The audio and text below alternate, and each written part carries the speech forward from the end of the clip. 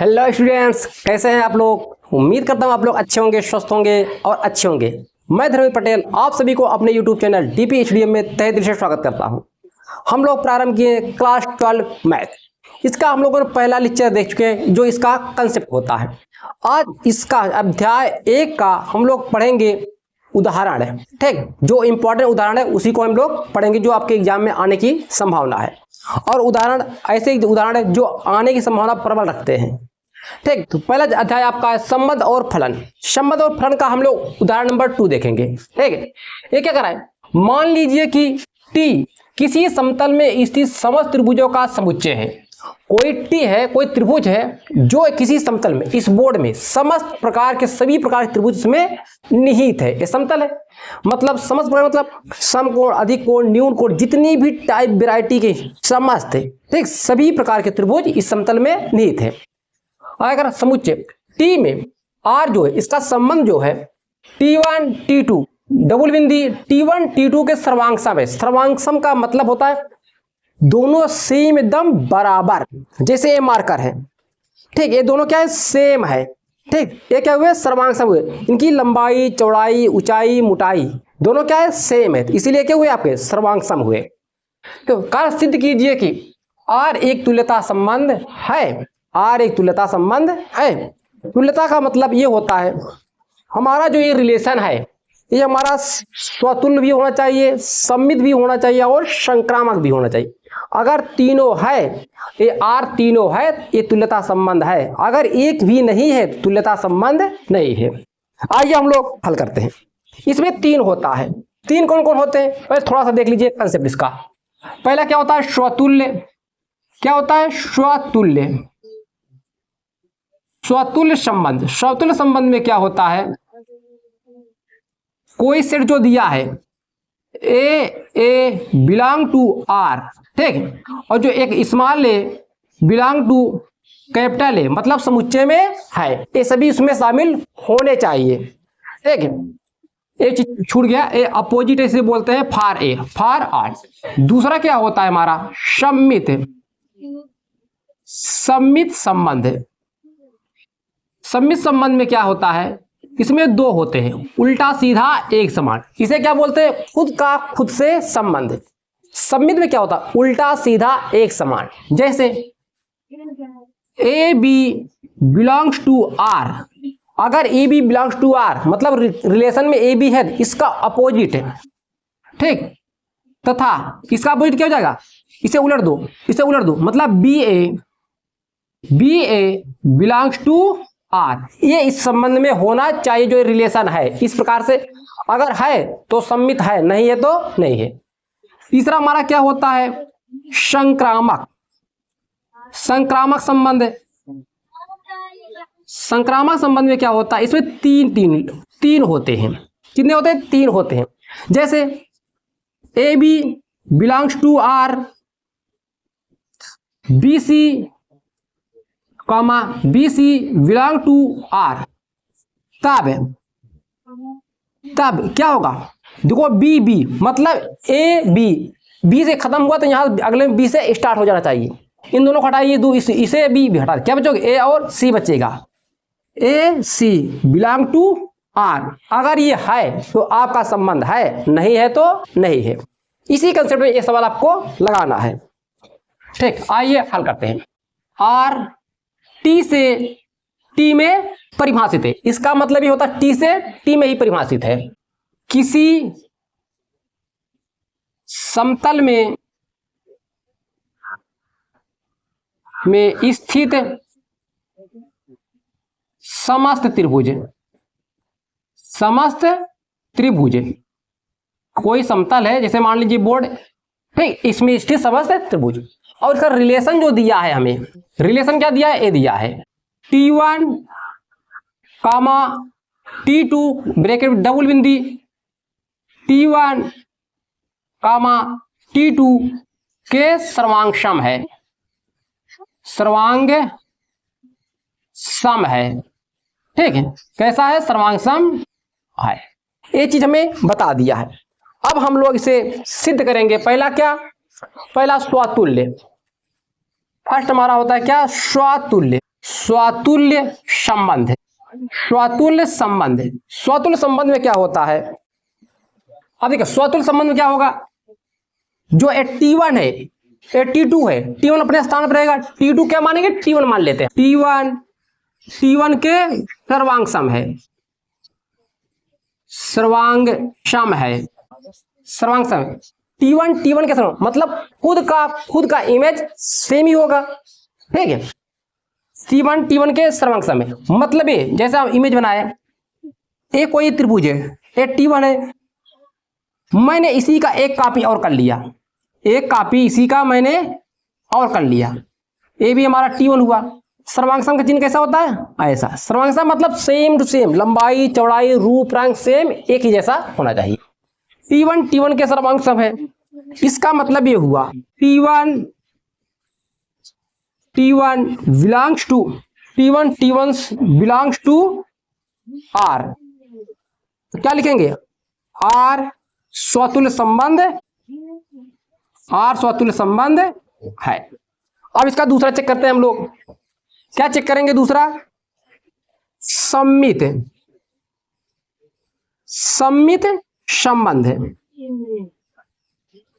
सम्मित संबंध में क्या होता है, माना T1 T2, माना T1 T2 belongs to R। यहां पे क्या करा है, T1 T2 के सर्वांग सम है, T1 T2 के सर्वांग सम है, सर्वांग सम है। मतलब ये हुआ एक त्रिभुज ये है T1, दूसरा त्रिभुज ये है T2, T1 T2 के सर्वांग सम है। ऐसे नहीं कह सकते T2 T1 के सर्वांग सम है, ठीक है। इसको ऐसे भी तो कह सकते हैं हम, T2 T1 के सर्वांग सम है, इसका अपोजिट में तो होगा T2 T1 के सर्वांग सम है, ठीक। हम इसे ऐसे भी लिख सकते हैं, T2 T1 के सर्वांग सम है, सर्वांग सम है, ठीक। क्या है, सर्वांग सम है। इसका मतलब यह हुआ T2 T1 belongs to R, T2 T belongs to R। तो हम अगली लाइन में लिख सकते हैं R एक सम्मित संबंध है, सम्मित संबंध, ठीक। इस चीज को ध्यान रखिएगा, इसी पे आधारित है, ठीक, इसी पे आधारित है। अब आते हैं हम लोग तीसरा क्या होता है, संक्रामक। इसमें कितने होते हैं, 3 होते हैं। तीसरा संक्रामक, संक्रामक संबंध में क्या होता है, संक्रामक संबंध में 3 होते हैं। अगर क्या होगा, T1 मान लेते T1 T2 सर्वांग सम है, T2 T3 सर्वांग सम है, ठीक है। माना T1 T2 belongs to R तथा T2 छोटा हो गया, T2 T3 belongs to R। इसका मतलब क्या कर रहा है, यहां पे ये कह रहा है T1 T2 के सर्वांग सम है, सम है, यह तथा लिखिए, तथा इसको इसी भाषा में लिखो, T2 T3 के सर्वांग सम है, T2 T3 के सर्वांग सम है, सर्वांग सम है, ठीक। मतलब ये हुआ ए T1 T2 के ए T2 हुआ, ए इसके सर्वांग सम है, T2 T3 के सर्वांग सम है। तो बताइए ए इसके सर्वांग सम है, T2 यही ए इसके सर्वांग सम है, क्या इसके सर्वांग सम नहीं होगा, होगा। मतलब T1 T3 के सर्वांग सम होगा, ठीक। मतलब ये हुआ T1 T2 T3 क्या है, सर्वांग सम है, T1 T2 तथा T3 सर्वांग सम है, सर्वांग सम है, एक सर्वांग सम है। तो इसका मतलब ये हुआ T1 T3 belongs to R, ठीक। मतलब R क्या हुआ हमारा, R एक संक्रामक संबंध हुआ, R एक संक्रामक संबंध है, क्योंकि चूंकि आर स्वतुल्य सममित और संक्रामक संबंध है, इसीलिए आर एक तुल्यता संबंध है। ठीक, आर एक तुल्यता संबंध है। ये आपका फाइनल आंसर हुआ। नोट कीजिए, फिर चलते इसके नेक्स्ट एग्जांपल पे। देखिए उदाहरण नंबर 3, सेम उसी प्रकार से सवाल है। ये कह रहे हैं, मान लीजिए कि L किसी समतल में स्थित समस्त रेखाओं का एक समुच्चय है। जिस तरह से त्रिभुज बोल रहा था किसी समतल में स्थित समस्त त्रिभुज है, उसी प्रकार से जो L रेखा है किसी समतल में स्थित समस्त रेखाएं हैं। ठीक है, तथा जो इसका रिलेशन है L1, L2 डबल बिंदी L1 L2 पर लंब है। ये क्या रहा है रिलेशन, L1 L2 पर लंब है। मान लीजिए L1 है, ये L2 है, एक दूसरे क्या होंगे, लंब होंगे। ठीक है, लंब सिद्ध कीजिए कि R सममित है। R क्या है हमारा, ये रिलेशन जो है सममित है, किंतु यह ना तो स्वतुल्य और ना ही संक्रामक है। देखो L1 तो अपने स्थान पर रहेगा। ठीक है, L1 L2 क्या मानेंगे, L1 ही मानेंगे, पर लंब नहीं हो सकता। L1 L1 पर लंब नहीं हो सकता। बताइए, हो सकता है? ठीक है, हो सकती। L1 L1 पर लंब नहीं हो सकती। मान लीजिए कोई एक ए रेखा है, ये हमारी कोई एक रेखा है, क्या इसी पर ए L1 है, क्या L1 L1 पर लंब हो सकता है? नहीं हो सकता है। ठीक, संपाती हो सकता है ठीक, परंतु नहीं है। ठीक, इसीलिए L1 क्या लिखोगे, L1 L1 not belong to R।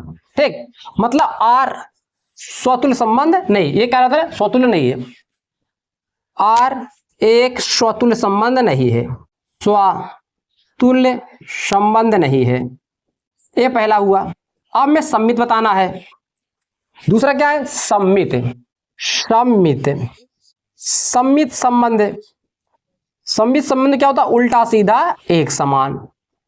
एक खुद का खुद से लंब नहीं हो सकता, खुद एक का खुद पे लंब नहीं हो सकती। इसमें क्या होता है, इसमें क्या है, इसके हिसाब देखिए, L1 L2 पर लंब है। L1 मान लेते हैं, माना L1, L2 belongs to R। तो क्या मतलब क्या हुआ, L1 L2 पर लंब है, L1 L2 पर लंब है, L1 L2 पर लंब है। मान लीजिए दो रेखा हो सकता है लंब भैया, ये हमारा एक रेखा L1 है, ये दूसरी रेखा हमारी L2 है, एक दूसरे क्या लंब हो सकते हैं, आराम से हो जाएंगे। ठीक है, L1 L2 पे लंब है, देखा जाए L1 L2 पे लंब है या L2 L1 पर लंब है, बात होगा दोनों लंब है। ठीक है, इसका मतलब ये हुआ L2 L1 पर लंब है। इसका मतलब ये हुआ L2 L1 belongs to R। तो क्या हुआ, R हमारा कैसा क्या है, R सम्मित संबंध है, R एक सम्मित संबंध है, R एक सम्मित संबंध है। ये हमारा हो गया। अब देखते हैं इसका तीसरा क्या होता है, संक्रामक संबंध, जिसे इसमें 3 लेके चलना पड़ता है। संक्रामक संबंध में 3 को लेकर चलना पड़ता है।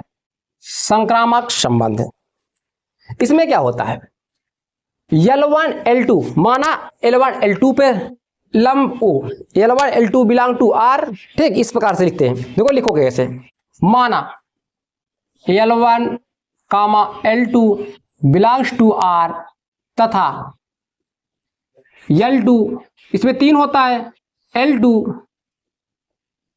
L3 belongs to R। ठीक, मतलब L1 L2 बिलोंग कर रहे हैं R में, मतलब इस रिलेशन में है। ठीक, जो ये रिलेशन दिया है L2 L3 इसी रिलेशन में है। अब देखो इसे क्या कहा गया है, L1 L2 पर लंब है, L1 L2 पर लंब है, ठीक, लंब है, ये तथा लगाइए, तथा L2 L3 पे लंब होगा, L1 L2 पे लंब है, L2 L3 पर लंब होगा, L2 L3 पर लंब है। अगर इसका हम फिगर ड्रा करें, ठीक है, फिगर ड्रा करें, ये हमारी L1 रेखा, ये हमारी L2 रेखा। आप देखो ये L1 है, L1 L2 पर लंब है, L2 L3 पे लंब, इसका मतलब L3 ऐसा हो सकता है, L2 L3 पर लंब होगा तभी तो होगा ना, ये हमारा L3 है, L2 L3 पर लंब है, ये भी सही है। या ऐसा तीसरा क्या होता है हमारा, L1 L3 पे लंब हो सकता है, L1 L3 के लंब हो सकता है, नहीं, L1 L3 के समांतर है, ठीक है, L1 L3 के समांतर है, इसे पता चला ना, L1 देखो L3 के समांतर है, L1 L3 के समांतर है, इसका मतलब ये हुआ L1 L3 पर लंब नहीं है, लंब नहीं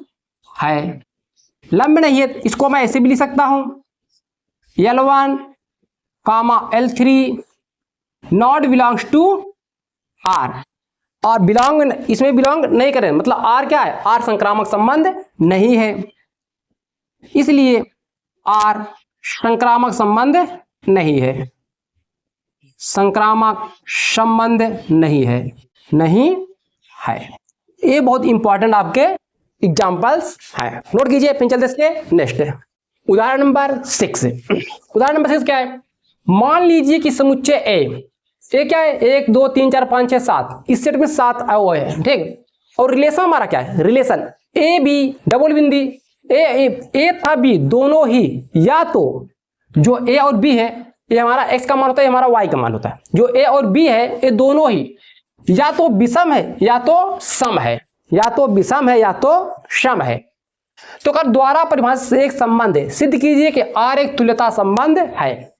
तुल्यता संबंध का मतलब ये होता है R हमारा स्वतुल्य, सममित और संक्रामक तीनों होना चाहिए, और तीनों में से एक नहीं हुआ तो तुल्यता संबंध नहीं हुआ, ठीक है। पहले आइए हम लोग लिखते हैं ये परिभाषित किसमें, इसका मतलब होता है जो हमारा रिलेशन है, जो ए रिलेशन है किसमें परिभाषित है, समुच्चय ए से ए में ही परिभाषित है, इसका मतलब ये होता है। और ए हमारा क्या है, 1 2 3 4 5 6 7, और हमारा जो ये रिलेशन दिया है ए बी डबल बिंदी ए तथा बी दोनों ही या तो विषम है या तो सम है, इसका मतलब ये हुआ। अब इसे बनाइए, इसका रिले, ये हमारा समुच्चय निर्माण रूप में, इसे हम रोस्टर रूप में लिख लेते हैं, पता चल जाएगा। एक बार इसे विषम, ये हमारा क्या है, विषम है, तो 1 का संबंध 3 से, 1 का संबंध 5 से, 1 का संबंध 7 से, एक का संबंध 30 से एक बार हुआ, 1 का संबंध 5 से, 1 का संबंध 7 से, 1 का काम खत्म। अब 2 को लीजिए, 2 हमारा क्या है, सम है, तो हमें सम का संबंध बनाना है। 2 का संबंध 4, 2 का संबंध 2 से, 1 मिनट, एक चीज यहां पे छूट गया, 1 का संबंध 1 से होगा, ठीक है, 1 का संबंध। अब इसका रिलेशन बनाते हैं हम लोग, रिलेशन क्या होगा, ये तो या दोनों तो सम होंगे या दोनों विषम होंगे, हमें इस तरह से इसमें रिलेशन बनाना है। चलिए 1 क्या है, विषम है, खुद का खुद से संबंध होता है, ये 1 का 1 से, 1 का 3 से, 1 का 5 से, 1 का 1 से, 1 का 3 से, 1 का 5 से, 1 का 7 से, एक हुआ 1 का खत्म। 2 से देखिए, 2 का 2 से, 2 का 4 से, 2 का 6 से, इसका काम खत्म। अब आते हैं हम लोग 3 से, 3 हमारा क्या है, विषम है, तो इसे भी देखिए 3 1 का 3 का 1 से, 3 का 1 से, 3 का 3 से, 3 का 5 से, देखो दोनों ये सब सम आएंगे, विषम, देखो विषम आ रहा है, देखो इसमें सम सम आया है।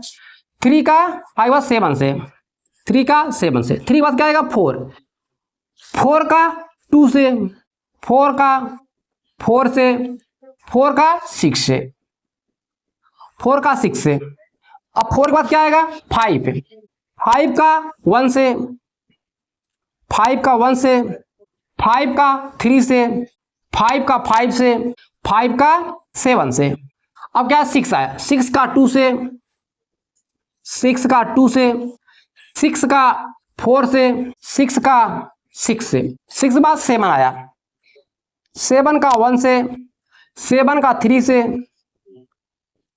7 5,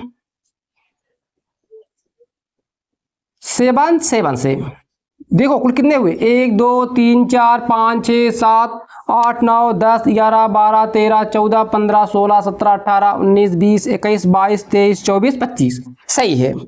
ठीक, ये मतलब हमारा रिलेशन बना। अब हमें इसमें से बताना है हमारा ये सम्मित स्वतुल्य सम्मित संक्रामक है या नहीं है। पहला वाला, पहला क्या होता है हमारा स्वतुल्य संबंध है, स्वतुल्य संबंध है। स्वतुल्य संबंध में क्या होता है, खुद का खुद से संबंध है। जैसे अब देखो 1 का 1, देखो इसमें 1 2 3 4 5, 1 का 1 से, 2 का 2 से, 3 का 3 के, 4 से 4 से, 5 का 5 का 6 से 6 से, 7 का 7 से, देखो इसमें है 1 का 1 से है, 2 का 2 से है, 3 का 3 से है, 4 का 4 से है, 5 का 5 से है, 6 का 6 से, 7 का 7 है, मतलब सभी का खुद से संबंध है। 1 का 1 से बिलोंग टू आर, 2 का 2 से बिलोंग टू आर, इसी प्रकार से क्या हो जाएगा 7 का 7 से बिलोंग टू आर। ठीक, क्या लिखोगे आर, इसलिए आर स्वतुल्य संबंध है, स्वतुल्य संबंध है। आर क्या है, स्वतुल्य संबंध है, क्योंकि सभी मिल रहे हैं, ये हमारा हो गया। और दूसरा क्या हमारा होता है संक्रामक, संक्रामक संबंध, ओ सॉरी सम्मित है, सम्मित संबंध है, सम्मित संबंध। सम्मित संबंध में क्या होता है, उल्टा सीधा एक समान, उल्टा सीधा एक समान।